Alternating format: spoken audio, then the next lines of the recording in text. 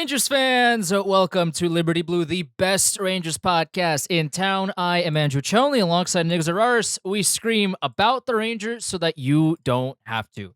This is episode 74, live on Twitter, Twitch, and YouTube, and we are available wherever you get your podcasts as well. Nick, they lost against Columbus, but through 2 games, the Rangers have looked pretty damn good for the most part. I got no complaints. Granted, 2 games is not a lot to determine anything definitively, but they look competent. It hasn't been ugly. They haven't asked Shesterkin to do too much. They've had the puck a lot at 5-on-5. They haven't been hemmed in their own zone for extended periods of time.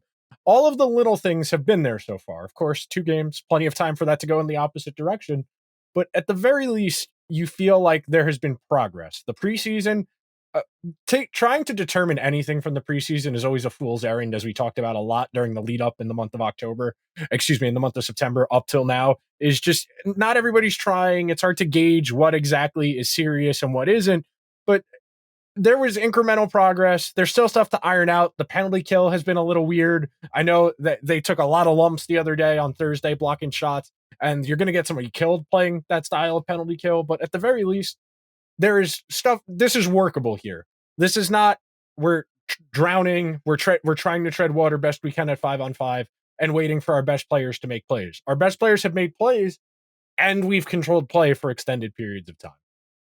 They've looked good. It's not like games against Columbus will happen where they look really good in that first period, a couple of disallowed goals, and they kind of let the game get away from them. That second period was kind of just gross from them. Yeah. Columbus kind of skated circles around them. Rangers looked kind of surprised at how Columbus was playing them, and Columbus took advantage for what it's, like, give them credit. They played well, and they got the win, but the Rangers dominated the first period. They dominated the third period, and sometimes hockey is a silly, stupid sport, and the team that doesn't actually deserve to win wins the game.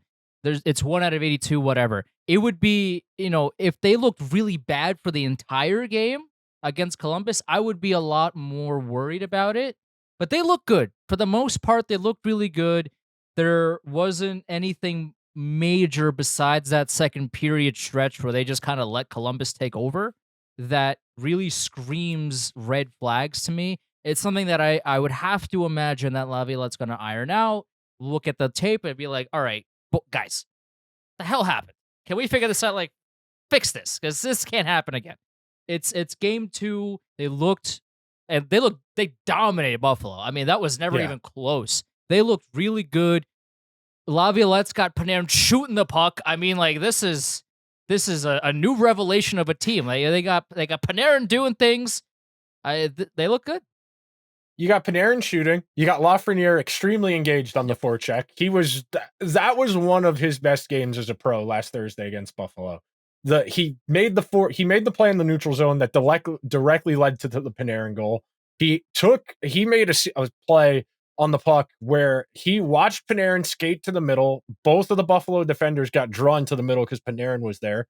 Lafreniere had the time to look to his left and his right, realized nobody was within 10 feet of him, and leaked to the back door where Panarin got the puck across, and it was an easy tap in. Lafreniere, really strong game around the puck a lot, which is something we talked about last week as, like, what does a good season for him look like? It's stuff like that. It's not just counting stats. It's not just goals and assists.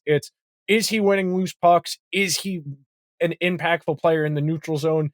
Is the puck finding him? I quote that cliche Rick Nash quote all the time. The good players find the puck, and puck finds good players. It's true. Good players are the ones who make the game come to them because of the type of game they play, and Lafreniere has the ability to do that. It's just a matter of doing it a little more consistently. And one last thing on Columbus, a little bit weird game. You had the 2 goals get disallowed. Lindgren was a late scratch. Pitlick was a late scratch, where I think I read that they told Lindgren was going to be out like 5 minutes before the game started. So Jones kind of got thrown in there, not expecting to play. He didn't look comfortable, but he's got thrown in there last minute. Him and Schneider, when you're not familiar with each other, you're not going to be as effective passing guys on and off. The one goal they conceded against was ugly because they just didn't pass the guy off to the other one. But big picture wise, yeah, you're fine. You don't feel bad about that. I was curious as to how they were going to divvy up the defense on Saturday without lingering. Gustafson with Fox is an interesting idea. I'd like to see a little more experimentation here and there on that back end in particular. But as far as play wise, I'm pretty content. It's 2 games. You didn't look bad in either one. If you're not, if we're in the NHL 5 years ago, both of those goals stands because there's no offsides review, and you probably win that game 4-1, 5-2. So yeah, I don't feel bad about losing to Columbus. You're going to lose hockey games. You don't go 82-0. That's not realistic. That, sure, you would like to win, especially against teams like Columbus, where that's one of your easier games by definition. But not worried about it. The thing about that game is that if they lost 5-3 and the Rangers had 8 shots and Columbus was in the offensive zone for most of the game, I would be worried. They lost 5-3. Their goalies played really well. Even Spencer Martin had some pretty good saves coming in the third period. Unexpectedly, he played well for the most part. Like, these games will happen. The Rangers dominated for big stretches. Columbus just took advantage in the second period and they kind of piled on, and that's exactly what teams are supposed to do. And it would be a lot more concerning if they just looked if that second period was the entire game and it was 5-3, I would be more concerned with how this team was looking. But for the most part, they look good. Some hiccups that Peter Laviolette and coaching staff will fix. For right now, I'm not worried. It's nice. I mean, realistically, it is nice to have, at least for now, the assumption that the coaching staff actually has a grasp on what they need to do to improve these things, as opposed to what we've seen in the past where the coach will be passive aggressive, giving comments to the media. He will not do anything. He will let his leaders take over, and the leaders don't actually do anything. That was one of the things I found very interesting about the lead up to last week was the features I read about Truba being the captain, about how everybody likes him as a leader. Well, the entire point of doing the hands-off coach, like the player's coach, is if you have a good leader, the good leader will hold people accountable. The good leader didn't do anything about holding anyone accountable last year. So it is good that they have got a second layer of leadership, frankly, in a coach on top of the players, because this is a group that has been given the tough to coach label. This is something that is not this is not a secret. This is not a new phenomena. We talked about it with Sam. We talked about it last week. Multiple coaches have said this group is very stubborn in playing the way they want to play. So if Laviolette is going to finally be the one to break through to kind of get them to be like, hey, if you guys actually want to win a Stanley Cup as opposed to just talking about winning a Stanley Cup, we're going to have to play a little bit differently. And so far, you've seen that. You have seen as the forecheck the forecheck in the neutral zone have always been the barometer for the Rangers the last couple of years. They can play with anyone in the league when they've got their forecheck going, when they are engaged in the neutral zone. When it is clunky, when it is dump and chase and nobody pursuing the loose puck, when it is turning the puck over in the neutral zone, that's when they get outplayed. That's when faster teams exploit them. But so far, they have done a good job of getting the puck in deep, pressuring guys on the other team into moving the puck or turning the puck over, and maintaining zone time. Like even the Trocheck,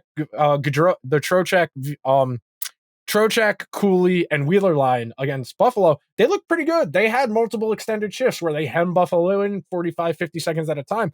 And that's with Blake Wheeler, who you and I were both talking about, and a lot of Ranger fans have said they've been pretty unimpressed with for 2 weeks. So you can mask a lack of speed with strong forecheck play. It's just a matter of, making this a good habit and something that's repeatable. I mean, I tweeted this out, speaking of Blake Wheeler, earlier today, of like, it'll be fun to argue about who the Rangers trade for third right wing at the deadline. Because Blake Wheeler, oh my God, if there's anything through those 2 games to complain about, it is Blake Wheeler. Because my man's looks like he's got cement on his feet. The Rangers aren't the fastest team by any stretch of the imagination. Blake Wheeler makes everybody else look like speed demons. He is laboring so hard, and you mentioned it before we started recording that he's on a line that is supposed to be winning foot races in these dump and chase situations. He's supposed to be one of the forwards in and creating havoc in the corners of the offensive zone. Havoc? My man's is not going to get there. Like, he's not even close through 2 games. And again, it's 2 games, but he didn't look good in preseason either.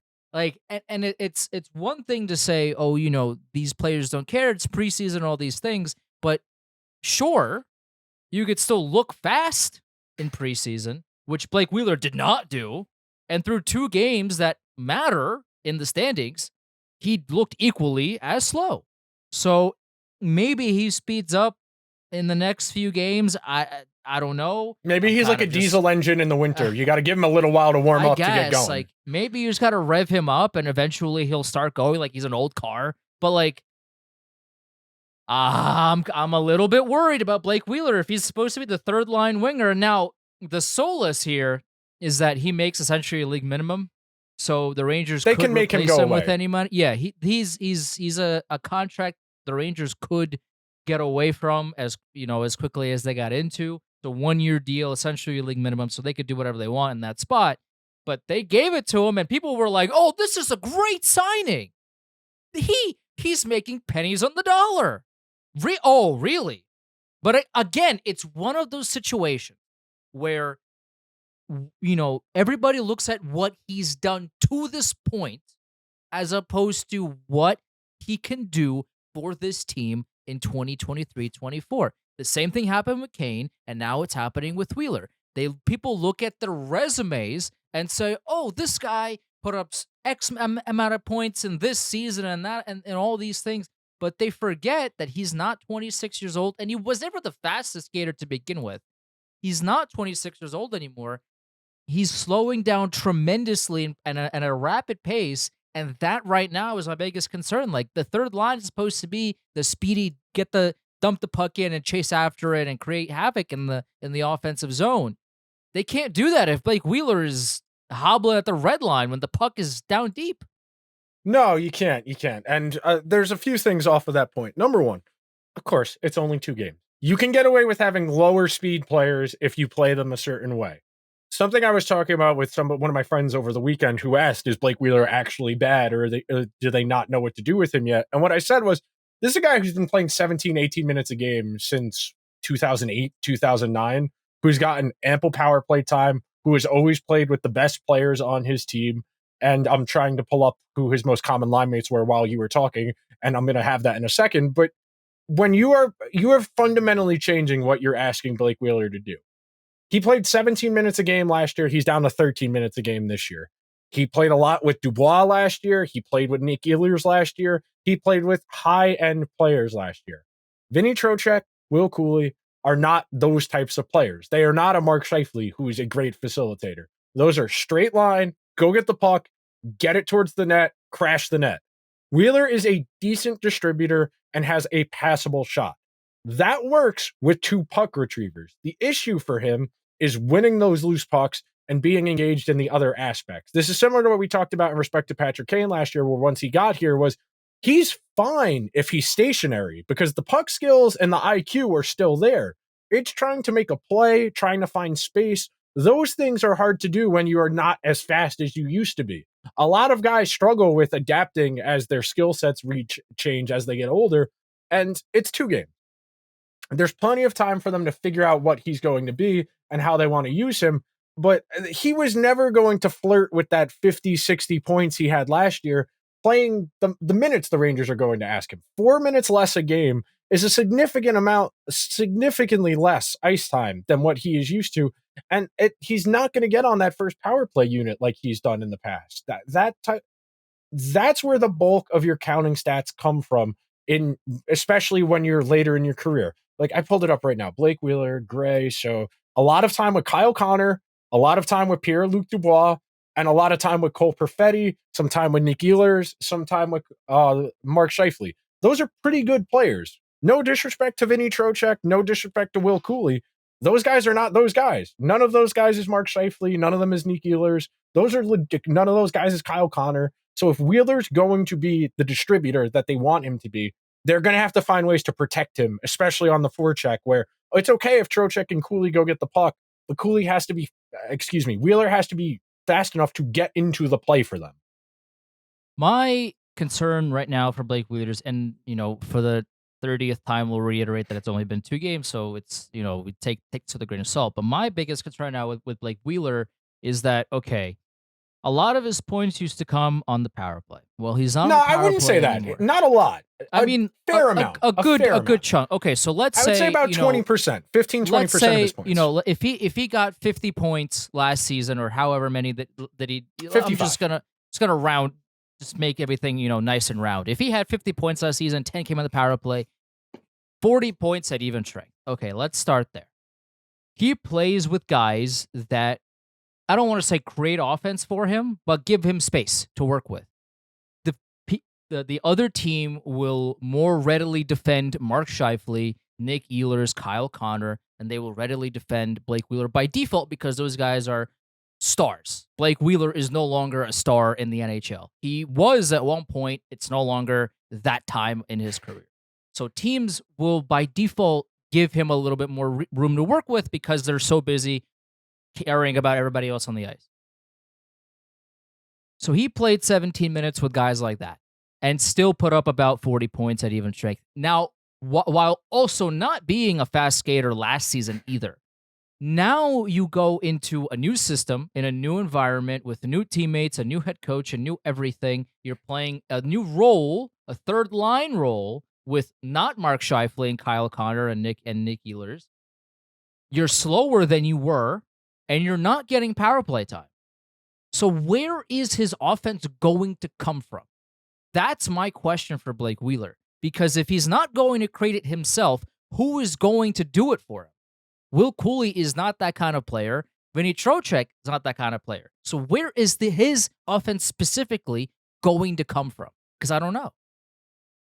In an ideal world, they run that line like a traditional checking line with Cooley and Trocheck as the guys who play fetch, who go get the loose puck, and Wheeler is somewhere lurking around the perimeter.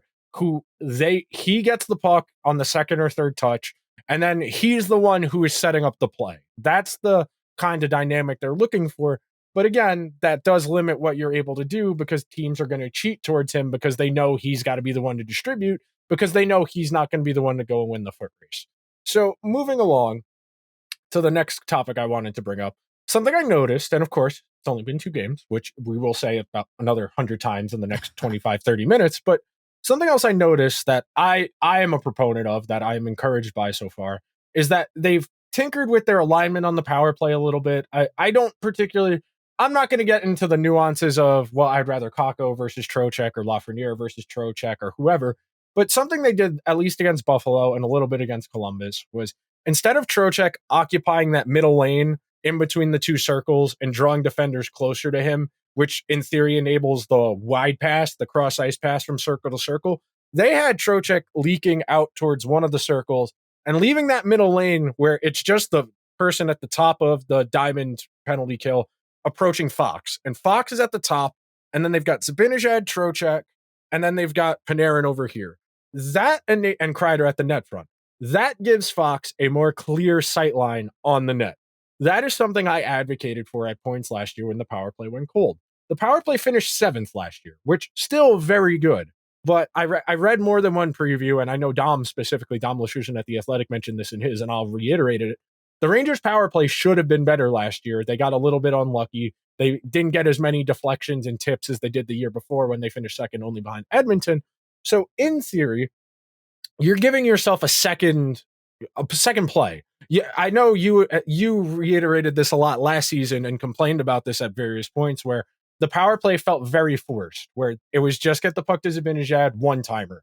Now, in keeping that middle lane more open, where it's just Kreider in front of the net and it's Fox at the point, you are giving yourself 2 plays now. You are giving yourself Fox to just shoot and look for Kreider or shoot himself, or he can go to his left to Trocheck or to Zibanejad. And ideally, this is why you would like a left-handed person in the Panarin spots for that reason, so you could have another one-timer to distribute to. But at least you have 2 options now as opposed to 1 like last year. That is encouraging and something you can take away as, okay, the coaching staff identified this. They're trying to tinker, experiment, and find out if there's another level of optimization. The other positive to getting Trocheck out of that middle lane on the power play is it allows Kreider a better sense of where a shot from the point is going to go. That's what gave him 52 goals 2 seasons ago. was he would very clearly see where the puck was going, and he had a clear sight to be like, all right, I'm just going to deflect it here. Bang, that's a goal. Easy money. Let me get my paycheck, and I'm gone. Like, he was really good at that because he saw where the shot was coming from, and it was very clearly telegraphed by Fox or Truba or Miller or whoever it was on that power play in that specific situation because he didn't have Trocheck defending and essentially doing the Sean Avery in front of the net. Like, he didn't have that to deal with. It was him in front, and you saw it again. You saw that goal against Buffalo in the season opener where Fox was patient with it. He moved a little bit to the side, got himself a little bit more room. Chris Kreider saw what he was going to do. It was very telegraphed to Kreider because they've been playing for so long. And all Fox had to do was kind of just throw it at the net. Kreider got the tip, and it's an easy goal. If Trocheck is standing in between them, Kreider doesn't see it. Fox doesn't see the lane. And then all of a sudden, we have to keep forcing that cross-ice pass. But because Trocheck gave himself that space on the other side instead of jamming the middle, that gives that tip play so much more room to work with because they're not, a lot of the defensemen on the diamond are going to be blocking Zibanejad, Panarin. Yeah, they're going to have a defenseman close to Fox, but they're not going to be so close that they're going to let Fox essentially skate around them and move into the lane. That's not going to happen. Fox has space to just kind of fling it, and Kreider has the space to see where Fox is flinging it, and it's an easy goal. They got away from that last season, and that was my biggest issues, was why fix what's not broken. Kreider is really good at this, and Fox is really good at just lobbing him up. These are easy goals. And Laviolette, it took literally 0 games. His season opener was like, I'm fixing this. It's not happening anymore. And Kreider got the goal. Like, it's easy. You just want options. That's the biggest thing, especially when we're talking about the power play, especially for a team that has this much high end talent.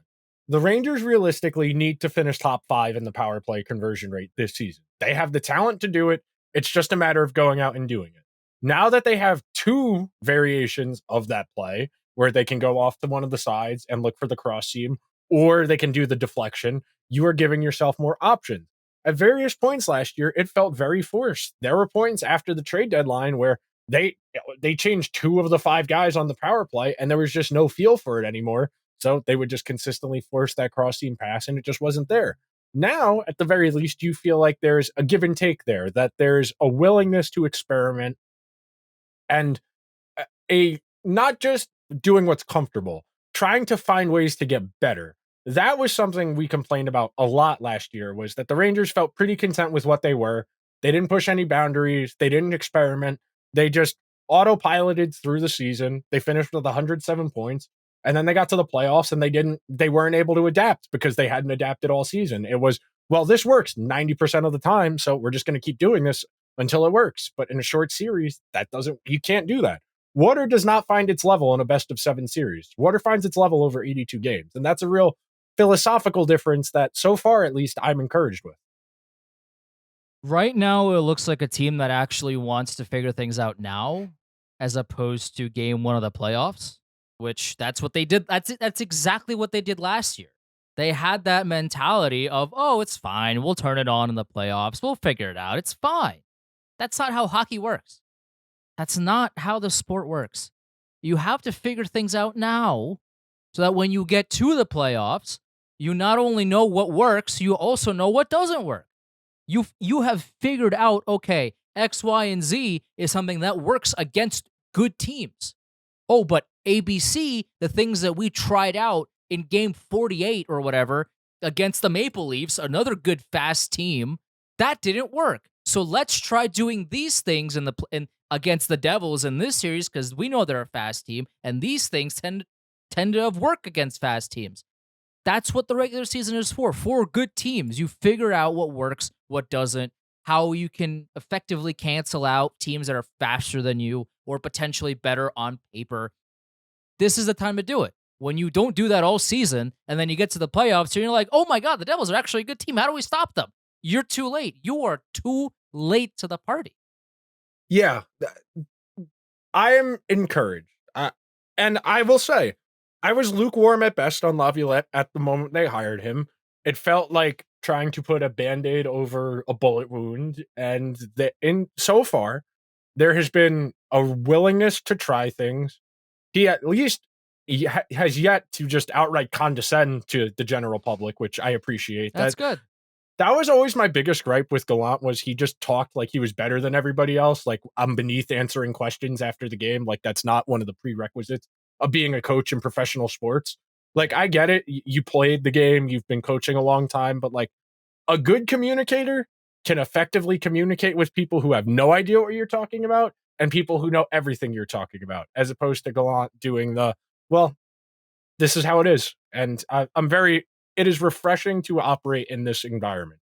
Real quick, you and I were talking about this before, and it's a topic of conversation because we're assuming Shesterkin's going to start tonight, and that'll be 3 in a row. And the Rangers don't have a back to back until middle, I want to say early November, which is a few weeks away. How do you think they should try and sort out this when they get quick work? I mean, I mentioned it to you before we started recording. I was surprised that they didn't play quick in the third period against Columbus because I understand not. I mean, the thought process of, hey, if we put in quick now, we've essentially punted the game. The counterpoint to that is if you just signed a backup goaltender that could actually play at the NHL level, you wouldn't have to worry about that because you could be feasibly comfortable in playing them in these kinds of situations where they can make a big save and you don't have to necessarily be on pins and needles or playing around this guy.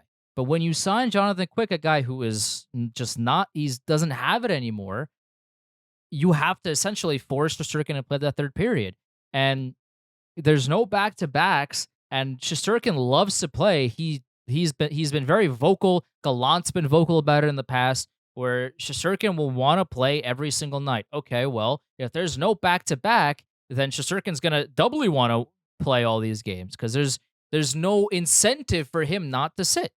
If there were a lot of back to backs, I feel like we would have seen Quick, earlier on. But there's I would have to imagine that they will play Quick at some point before the double headers get going. I would think that they would want to get a game or two of Jonathan Quick, and but against two, I don't know. It's tough to really answer that, but it depends on what their confidence level is in it. If they're confident, if Benoit Allaire is confident in this dude's ability to play against, I don't know, I'm just gonna name a team against Toronto or against Edmonton, by all means. I don't think that should be the case in either situation, but by all means. But otherwise, I it's gonna be hard for Shesterkin to kind of stomach that, I feel like, because there's no back to backs. Although Jonathan Quick should be playing at some point before the back to backs in the schedule start to come in. But again, like I personally don't have a lot of faith in him. We saw in the preseason how just completely out of sorts he looked. He's not a big goaltender, but he made himself look tiny, minuscule in net. He's flopping around, flailing around, like his fundamentals aren't there. I don't know. Hopefully Ben Waller can fix him because right now I don't have any confidence in him. They need to get him work. Just flat out. He needs to play at some point. Saturday would have made sense to get him in there against Columbus on the road, knowing you were coming back for 2 home games. And you don't want to start quick tonight because people paid $180 just to get in. And that's kind of an insult to the people who paid all that money to get in if you're going to start the backup goalie for your home opener. You don't do that on principle. I understand that. They need to get him work because they need to see if he has anything left. And if they wait until the back to back start and they find out he doesn't have anything left, then you don't really give yourself room. And I'm not saying that starting your backup goalie should be like punting, giving up the game, whatever. But the way you and I are looking at it right now, we don't think Jonathan Quick is going to be effective. So they need to determine that one way or another if if he has anything left. If he can be a 900 save percentage goalie, an 895 save percentage goalie. Last year, league average was 894. If he can be an 895 goalie this year, the Rangers will probably tolerate that and we won't see them replace him. But until he plays, we're not going to know where he's at. I don't think they're going to wait until the back to back start to get him in because that's, again, you're not giving yourself enough room to figure out what you have. And to your point, They want to get Shesterkin as much work as possible, but they can't give him too much work. The right number is 55 to 60 at the most. Anything more than 60, and you start getting into the you're going to wear your guy out problem. If they can get Quick in there somewhere in the next week, just to just to gauge where he's at to see if he is salvageable or not, then you can start figuring out what you need to do down the road. But until then, we don't know. You and I are just gonna we all we have to go off of is the preseason.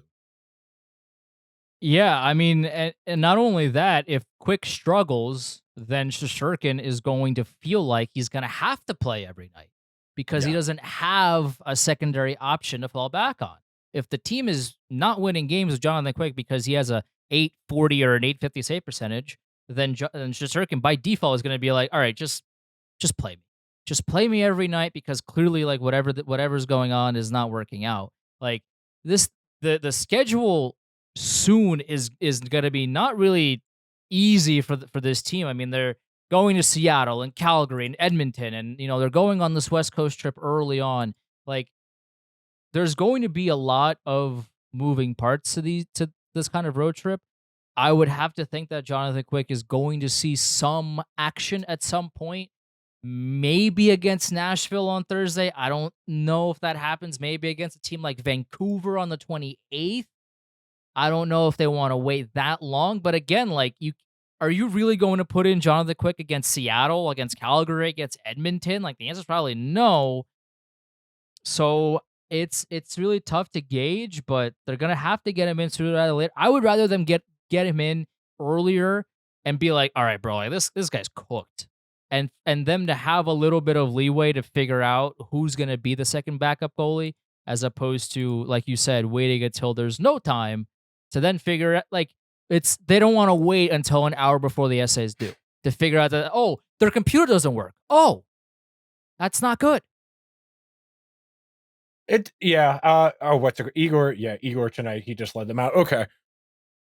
We got a few good replies for this about what's your biggest overreaction through 2 games. I'm gonna read you and you tell me whether or not these are based in anything resembling reality. Okay. Okay. Number 1. Bread, Phil, and Lafreniere has the potential to be the Rangers' best line since Kreider's Zibanejad Buchnevich. They've looked really good through 2 games. I don't it's tough to say if it's an overreaction or not. Through 2 games, they've looked really good. I wanna see them continue to play together. I wanna see them continue to, get a lot of minutes in, and if this continues, then fantastic. I don't know if it's an overreaction because again, like, they haven't, it's not 40 games in, it's not 50 games in, so you can't really tell based off of that, but through 2 games, they have looked very impressive, and I hope that this continues. Yeah, just real quick, because I have long wanted to see Heedle play with a really good player, frankly. He has been in the organization for a hot minute now, and the best players he's played with are Kako and Lafreniere, who on a team when you have like Zibanejad and Kreider and Panarin, you would like to see Heedle get real opportunities to be a little bit more dynamic, and playing with Panarin is going to unlock new levels to his game.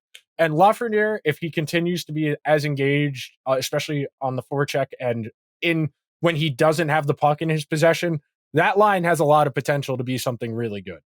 Okay, next one.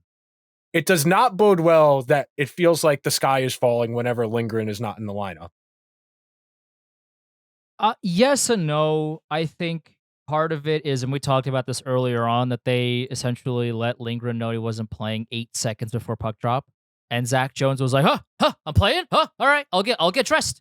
Like he wasn't ready for it either, and therefore Jones and Schneider didn't look that great, as apparently looked pretty bad for big stretches of that game. Like they didn't look very good. Part of that definitely is because Jones was, I don't think, ready to be playing because he wasn't expecting to be in the lineup. When Lindgren doesn't play, yeah, I mean the defense definitely struggles, and that's an issue that I think we'll monitor as the season goes on. They do look a lot more cohesive when the top 4 is together. When Lindgren isn't in the lineup, it gets a little bit more chaotic, I'll say.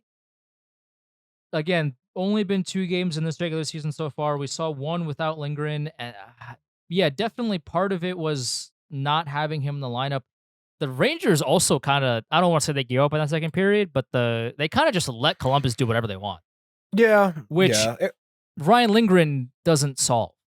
Having him on the ice would sure make the defense better, but that doesn't solve the rest of the team letting Columbus do whatever they want for a whole period. Jimmy Vesey should be a regular in the lineup.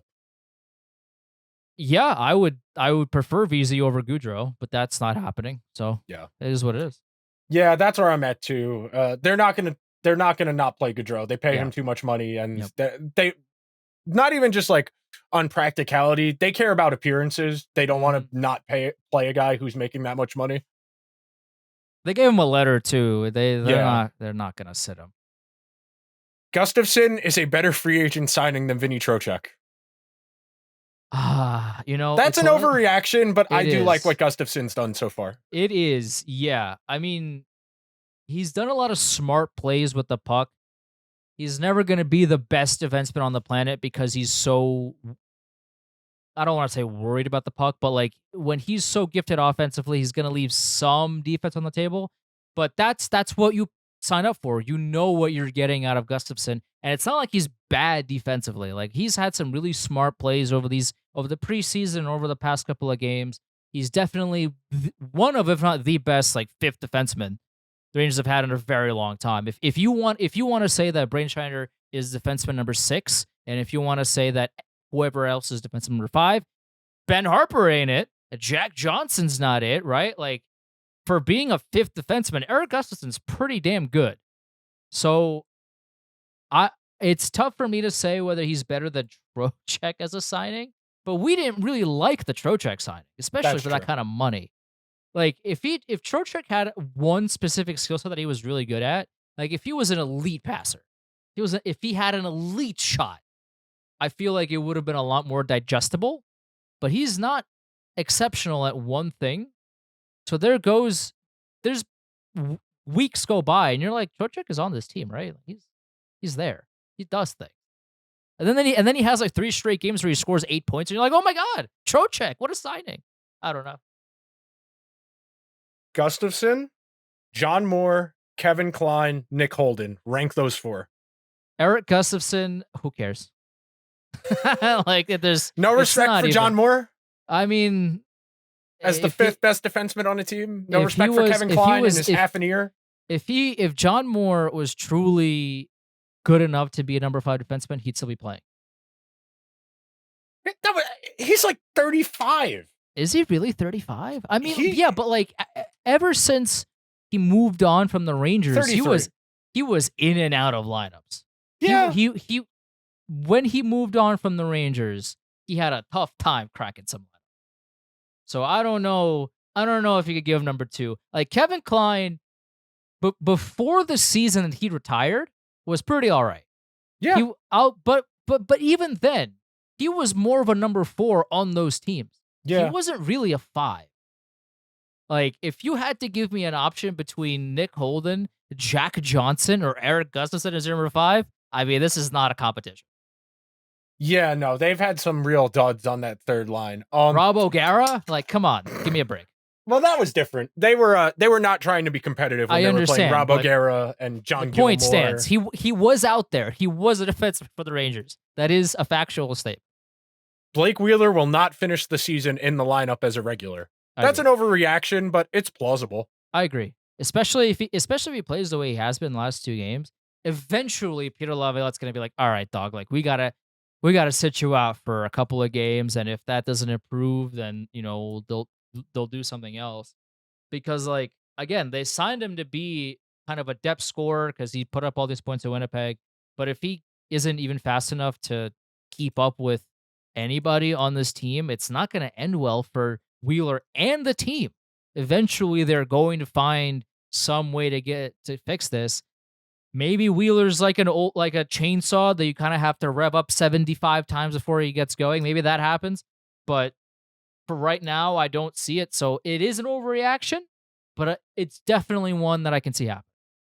Would you rather have VZ or Wheeler? And what would have to happen for the Rangers to actively choose VZ over Wheeler in the lineup? If he keeps looking the way that he has been, Mhm. because you don't even you don't even need analytics to tell you. Just watch him skate. He can't keep up with anybody on the ice. Forget analytics, forget counting stats. Literally just turn on both games and just watch Blake Wheeler play. He's so slow. He's not skating defensively. He's not skating offensively either. He's kind of just there. And it's very, disappointing to see right now. So if he continues to play like this, it wouldn't surprise me if they quickly either put VZ there, Goudreau maybe they put up there because I don't know, because he makes a bunch of money and he has a letter on his sweater. Like maybe they do that. But Wheeler's not gonna last too long here if that's how he plays. That's just it is what it is. I think there's a world where we see VZ in for Wheeler, not in the not too distant future if he continues to look uncomfortable. But it's 2 games. Give him a break. Give him a little Yeah. bit of a break. Brennan Othman didn't make the team because they gave out more contracts than roster spots, not because of play. I think that's a reasonable take. I think if Yeah. they I think if they didn't bring in so many guys in free agency, I think Othman, based on his preseason, at least could have started up here. I don't know if he would have stayed the entire season, but I think if they didn't have Pitlick and Bonino and Gaudreau and VZ and all those bottom 6 guys, there's a world where Othman at least gets, a cup of coffee up here before they send him back down to Hartford. And that's Yeah, not to say he won't come up later this year, which he sure. probably will.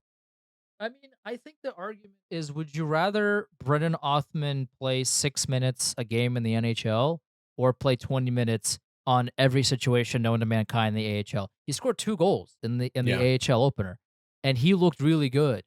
And he wouldn't have gotten any of those opportunities playing, fourth line minutes on the Rangers. That's really the argument right now that we have about Othman. It's not about his skill level because we will see Othman up at the NHL at some point in the very near future. Maybe there's another injury. Maybe Rem Pitlick goes down again. Maybe somebody gets sick for a game, and we'll see Othman up here sooner rather than later.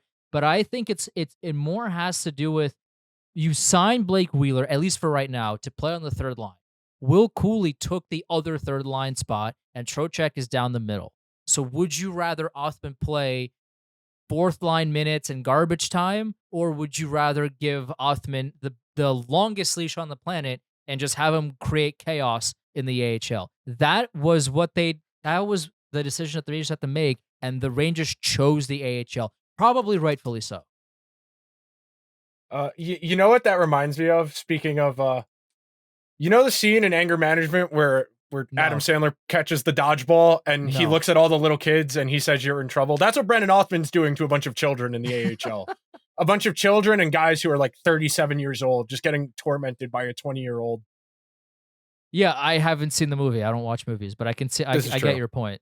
Yeah, I like Brendan Othman is looking really good right now in the AHL, and but it's not only that he's looking good, he's also gaining the confidence to do it. Yeah.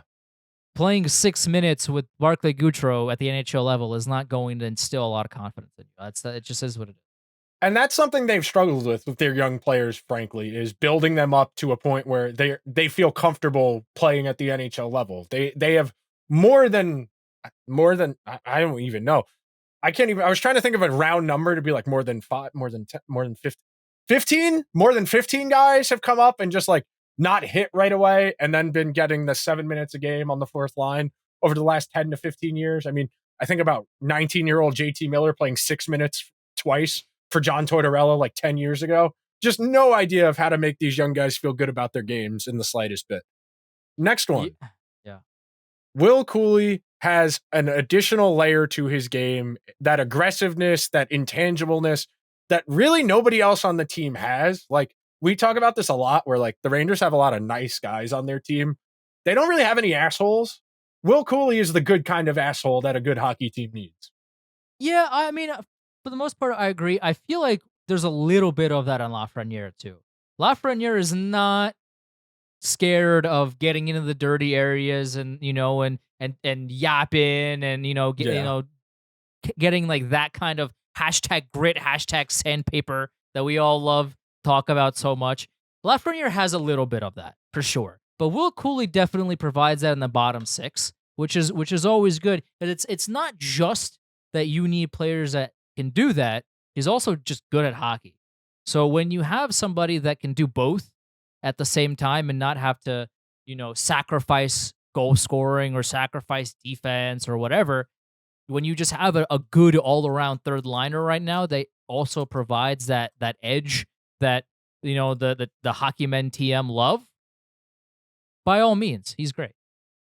Will Cooley will be an eventual 20 goal scorer in the NHL. That's impossible to answer. That's impossible to answer. Like he scored his NHL first NHL goal against Columbus. He's looked good through two Yeah. games. It's not like he's been a passenger. I mean, my man's has really been looking good, and he's been noticeable through long stretches when he's been playing. So it's definitely a good sign for his future. He scored one goal. Hey, There's 1 and no 2. If we do math, that's 41. Listen, there's no He's on pace for 41, Andrew. great. Isn't Kreider on pace for 164 or something like that? Correct. Yeah, great. Like I would love for Will Cooley to score 20 goals. I'd love him to score 25, 30, 40.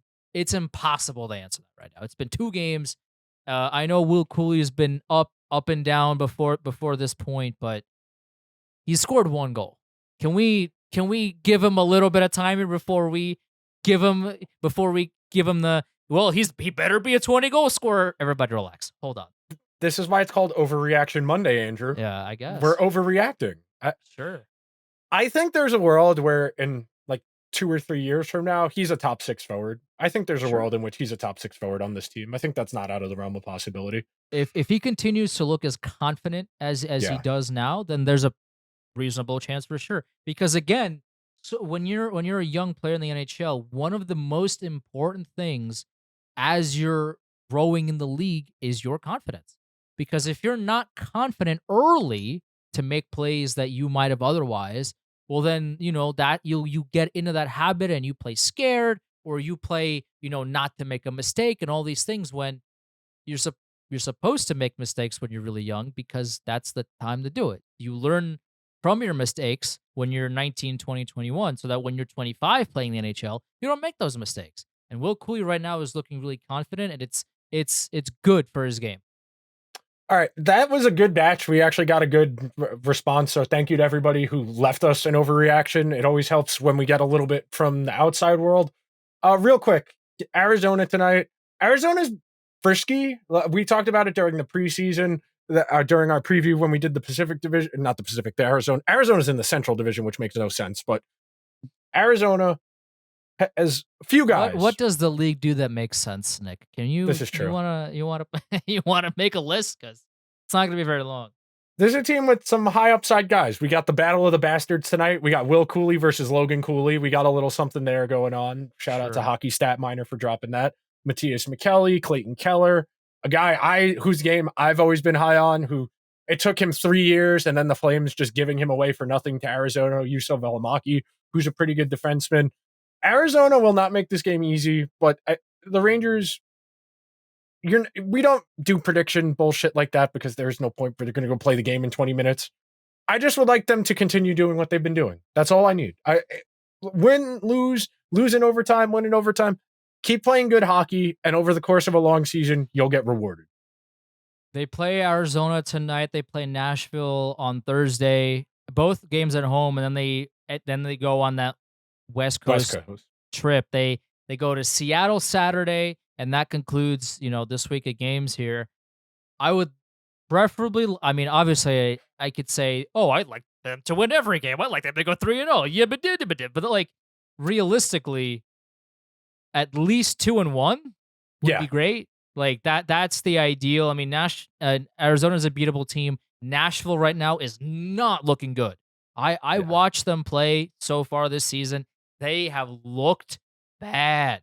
Yeah. It's been UC Saros and everybody else. UC Saros is doing everything he possibly can to make sure that the Preds don't give up 11 goals a game. He's obviously an elite caliber goaltender. He's looked really good. The rest of the Preds have not looked great at all. So that should be a win. Seattle's a frisky team. We kind of never know what happens there. Hopefully they win, but I would say 2-1 conservatively would be great.